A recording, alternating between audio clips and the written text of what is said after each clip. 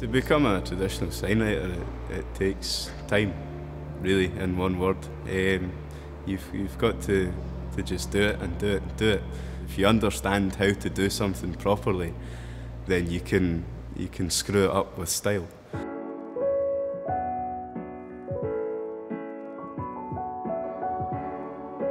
I started signwriting when I was 12 years old. I was at a hot rod show with my mum, and I seen a guy signwriting a van there, and I just thought it was really cool what he was doing. I sat and watched him through the full job, and yeah, from there, a couple of months after, I sorted myself out with a kit, and that's been nearly 6 years now, and it's now full time. So.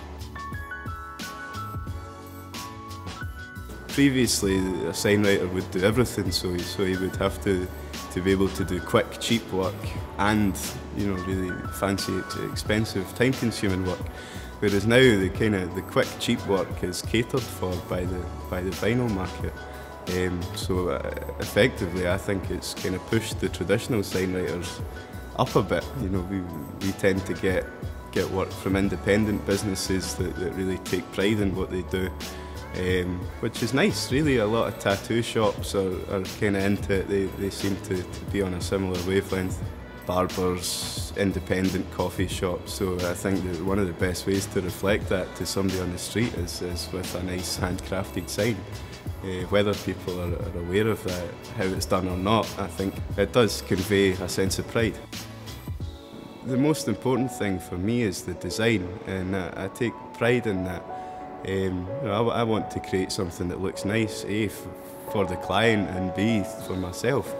There's no greater feeling than walking down the street and looking up and, hey, I made that looks nice. That's what it's all about, really.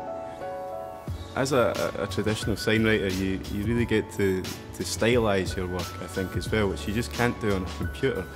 You're limited to whatever fonts and whatever scale. Everything is click and drag, whereas with a pencil, it's a lot more human. I start every job with a pencil long before I get to the paint, and that's the real creative process where you can stand back and go, maybe drop that R down a bit, or maybe make that a bit bigger. You don't have that freedom and flexibility on a computer, and it's those little individual flourishes that each signwriter will put to their own work.